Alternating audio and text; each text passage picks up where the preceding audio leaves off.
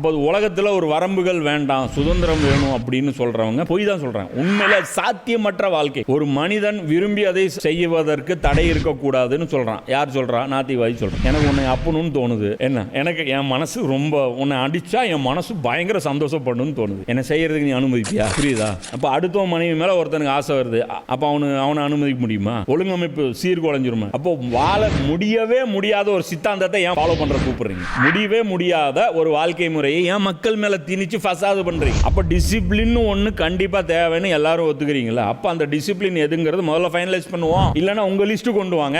டிசிப்ளினோடது எங்க லிஸ்ட் கொண்டு வரோம், சோடி போடுவோம். ரசூலுல்லாஹ் ஒரு லிவிங் எக்ஸாம்பிள் காமிச்சாங்கல்ல ஒரு சமூகத்தை, அந்த சமூகத்தையும் நீங்க உங்களுடைய லிவிங் எக்ஸாம்பிள் கொடுங்க. உங்களுடைய பொற்காலம் ஒன்று கொடுங்க. ஜனநாயகத்தின் பொற்காலம் அப்படிங்கிறது ஒரு 10 வருஷத்தை கொடுங்க. அதுல எல்லா இண்டெக்ஸ் நாங்க டிக் பண்றோம். நாங்க காட்டுறோம் ஒரு பொற்காலம் 40 வருஷம், மதீனாவுடைய 10 வருஷம், அதுக்கப்புறம் ஹிஜ்ரா, அதாவது ரசூலுல்லாஹ்வுடைய வஃபாத்துக்கு அப்புறம் 30 வருஷம், 40 வருஷம். இது பொற்காலம் எங்களுடையது. இந்த பொற்காலத்தோட சேலஞ்ச் போடுவோம். எடுத்துட்டு வாங்க. யாரெல்லாம் சூனியக்காரங்க எத்தனை பேர் இருக்கீங்க வாங்க, நாங்களும் கைத்தடி எடுத்துட்டு வரோம், நீங்களும் போட்டிக்கு வாங்க, போட்டுக்கலாம். அப்ப எது பொற்காலம்னு பார்ப்போம். அப்ப அது சிறந்த பாலம். ட்ரையல்டுங்க, டெஸ்டடுங்க, வெரிஃபைடுங்க வாழ்க்கை முறை இது. நாங்க ஒன்னும் கனவு உலகத்தில் உங்களை வாழ சொல்லி கூப்பிடல. Tested and verified successful format உலகத்தில் ஒரே ஃபார்மேட். அங்க வாழ்ந்த மாதிரி எவனும் நிம்மதியா வாழ்ந்தது கிடையாது. அங்க வாழ்ந்த மாதிரி எவனும் நீதியா அனுபவிச்சது கிடையாது. அங்க வாழ்ந்த மாதிரி அதான் சொல்றோம், அரசாங்கம் தாய் போன்றது. அது வேற எந்த அரசாங்கத்தையும் ஃபீல் பண்ணதே கிடையாது. ரசூலுல்லாஹ்வுடைய அரசாங்கம் மட்டும்தான் அந்த மாதிரி இருந்தது. அப்போ ஆக சிறந்த வாழ்வியல். அப்ப அதை புறக்கணிச்சுட்டு நீங்க எதை பண்ண போறீங்க?